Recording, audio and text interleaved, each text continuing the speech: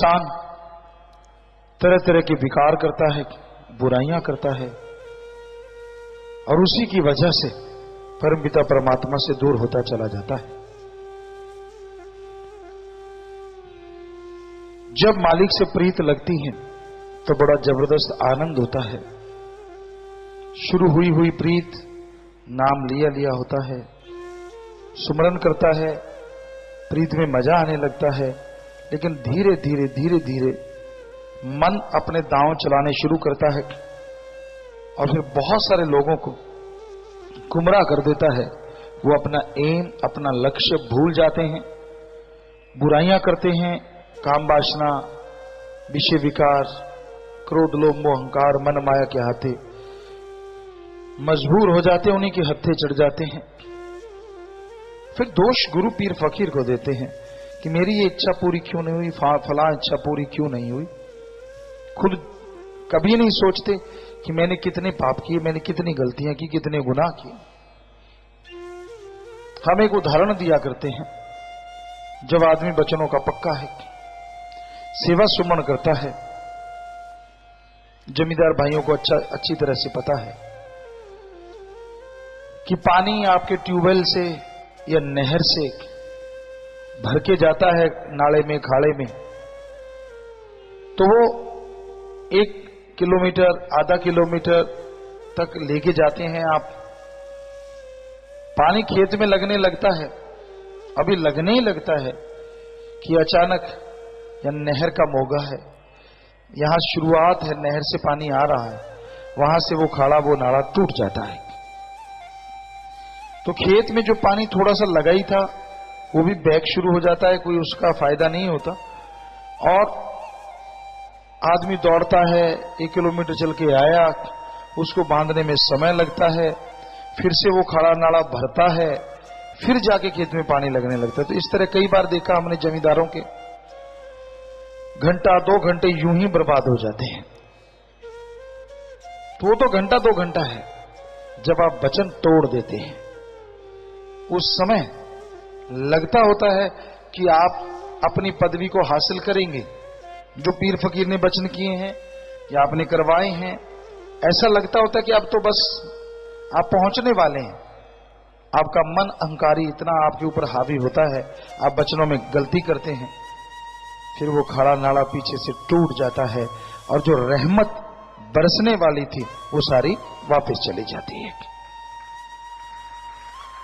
एक और उदाहरण दिया करते हैं कि एक जमींदार था, सीधा साधा, कोई संत पीर फकीर आए, उनकी सेवा करने लगा और संतों को पता चल गया ये बहुत लोभी लालची है, इसका लालच दूर करना है। राम नाम तो लेने लगा है पर लोभ लालच बहुत ज्यादा है, दूर करें तो कैसे? संत अपने तरीकों से दूर करते हैं।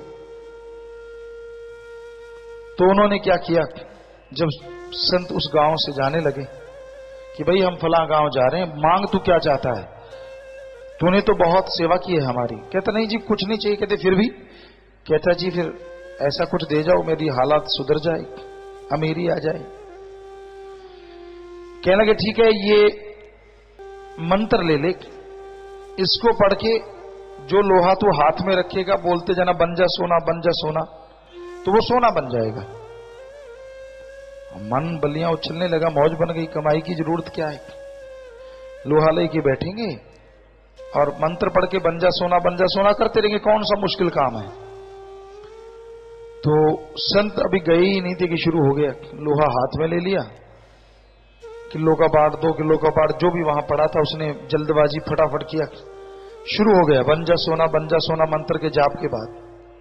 लगा रहा, घंटा गुजर गया, थोड़ा जी उकताया, यार 1 घंटा हो गया, फिर लगा रहा 2 घंटे, 3 घंटे, 4 घंटे। और पुराने टाइम में पशुओं के पीछे घूमने वाले जमींदार, इतना सहन शक्ति नहीं होती थी, पशुओं को गालियां देना शुरू कर देते, डंडे मारते थे। तो आ गया गुस्सा, कहता यार ये बाबा ठगी मार गया। फिर घंटा जैसे तैसे गुजारा, लेकिन पारा आसमान पे छू गया। गुस्से में पूरा लाल पीला, जब ऐसे घंटे कुछ गुजरे तो बस लास्ट में बोला, कहता सोना नहीं तो पित्तल ही बन जा, और आंखें देखी खोल के तो वो पित्तल बन गया। अब दौड़ा कि फलां जगह गुरु है, दौड़ा दौड़ा गया, गुरु जी आप तो कहते थे सोना बन जाएगा, ये तो पित्तल बन गया। संत मुस्कुराए, सब पता था उसकी खसलत का। कहने लगे तूने क्या किया था? कहता जी मैं 3-4-5 घंटे लगातार लगा रहा, बन जा सोना बन जा सोना। मुझे गुस्सा आ गया और मैंने कह दिया सोना नहीं तो पित्तल ही बन जा। संत हंस के कहने लगे बस वो पित्तल की जगह उस टाइम अगर सोना कह जाता तो ये सोना ही बन जाता। तो वो बड़ी बात है, संत प्यार मोहब्बत की पट्टी लिखते हैं, प्यार से अक्षर डालते हैं, मोहब्बत के बीज बोते हैं, और जब फल लगने वाला होता है, मन उसकी जो तने होते हैं, जड़ें होती हैं, वहां पे आरी फिरवा देता है, कुल्हाड़ी चलवा देता है, छोड़ यार क्या है। और सारे फल लगने वाले थे, पेड़ सूख जाता है। सो बचनों पे जब आप काट कर देते हैं, आपको मखौल लगता है, मामूली बात लगती है। संतों को दोष देना आसान होता है, खुद की कारगुजारी नहीं पता होता। जब आदमी वचनों पे गलतियां करता है, बुरे कर्म करते ही चला जाता है और मनमते चलता है, यहां कुछ और, बाहर निकलते ही कुछ और, हवा की बातें ये वो, तो फिर संत चाहे कितने भी वचन करें वो पूरे तो तभी होंगे ना जब आप उनको फॉलो करेंगे। संत कहते इस रास्ते पे चलना हीरे मिलेंगे, कहता नहीं मैं तो उधर जाऊंगा, तो उधर तो फिर टॉयलेट ही मिलेगी भाई। संतों की बात मानो, उसके अकॉर्डिंग चलो, तो वचन पूरे ना हो तो सवाल ही पैदा नहीं होता। मानो ना, वचन तो किए थे, वचन तो हुआ था, खुद क्या करते हो आप?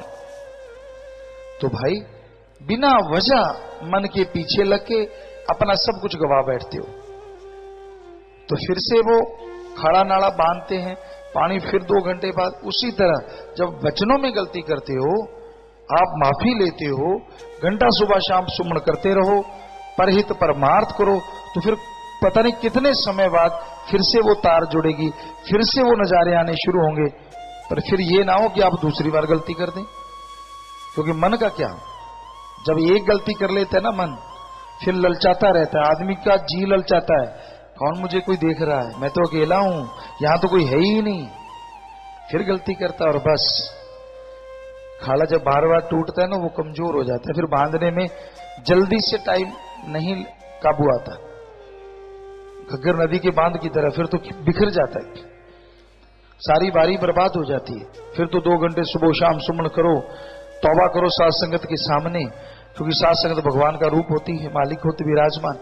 फिर माफी मिलती है, फिर पता नहीं कितना समय गुजरने के बाद नुकसान होना तो बंद हो जाता है माफी के साथ ही, लेकिन नई खुशियां आने में फिर देर लगती है। हाँ 2 घंटे सुबह शाम 2 महीने सुमन कर लो तो हो सकता है खुशियां फिर से जल्दी आ जाएं, लेकिन इसका मतलब ये नहीं है कि आप फिर गलती कर लें, क्योंकि जितनी गलतियां करते जाओगे उतनी ही मालिक से दूरी बढ़ती जाएगी, उतनी ही खुशियों में कमियां आती जाएंगी।